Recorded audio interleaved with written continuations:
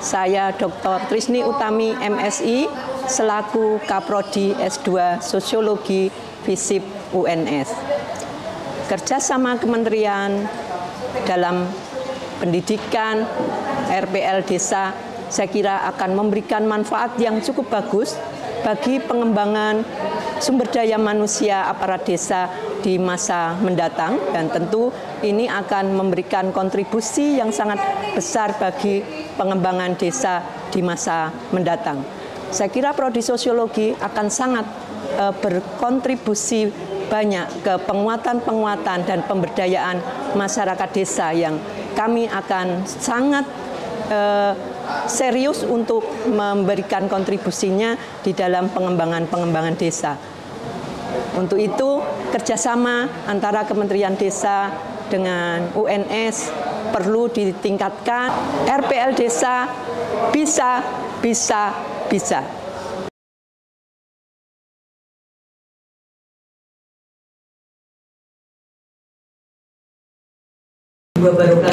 Waalaikumsalam warahmatullahi wabarakatuh. Terima kasih kepada Bapak Ibu pembimbing tesis mahasiswa RPL yang telah hadir pada acara seminar proposal kali ini. Hari ini kita akan seminarkan proposal mahasiswa RPL untuk syarat bagi penyelesaian tesis. Salah satu yang akan kita seminarkan pagi hari ini adalah Ferdiati dengan NIM S252302009 dengan judul tesis Analisis Partisipasi Masyarakat dan Manfaat Program Penyediaan Air Minum dan Sanitasi Berbasis Masyarakat di Desa Kabalan, Kecamatan Kanor, Kabupaten Bojonegoro. Kami persilahkan 5-10 menit Mas Ferdi untuk bisa mempresentasikan tesisnya. Monggo.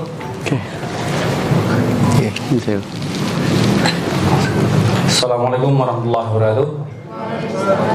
Selamat siang, salam sejahtera buat semuanya. Terima kasih atas waktunya. Yang saya hormati pembimbing saya, Bu Kaprodi, Bu Dr. Trisni Utami, dan pembimbing 2 Bapak Dr. Argyo D. Martoto.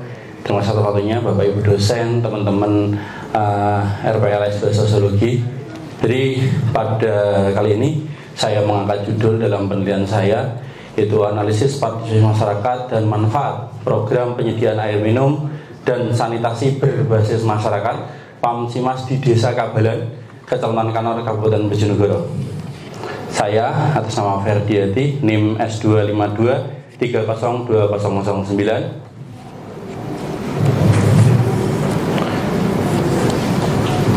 Latar belakang, salah satunya program nasional ini adalah program penyediaan air minum sanitasi berbasis masyarakat. Ini bertujuan untuk membantu masyarakat mengatasi masalah yang berkaitan dengan kebutuhan air bersih dan layak bagi masyarakat. Itu saya kutip dari Komarudin 2017. Kemudian kondisi Desa Kabalan itu sebagai salah satu penerima PAMSIMAS di tahun 2020-2021. Ini kondisi awal saat ini Desa Kabalan. Kami ada 3 dusun, ada Kendal, Kabalan, dan Bonagung. Kemudian jumlah KK Kendal 273, jumlah penerima 102, ngapunten. Kemudian di Kabalan jumlah KK 261, jumlah penerima 98. Jadi totalnya ada 200 penerima dengan fasilitas PAMSIMAS ada 1, yaitu PAMSIMAS Tirta Kahuripan. Baik, saya kira cukup ya untuk presentasinya. Kami persilahkan Bapak pembimbing 2 untuk memberikan masukan. Oke, terima kasih. Ini topik yang menarik ya, yang diangkat oleh Mas Ferdiati, sebuah program penyediaan air minum dan sanitasi berbasis masyarakat atau PAMSIMAS. Ini sebuah program ya Mas ya? Program yang dilaksanakan di Desa Kabalan, Kanor, Bojonegoro. Dan ini Mas Ferdi akan melihat bagaimana partisipasi masyarakat di dalam program tersebut.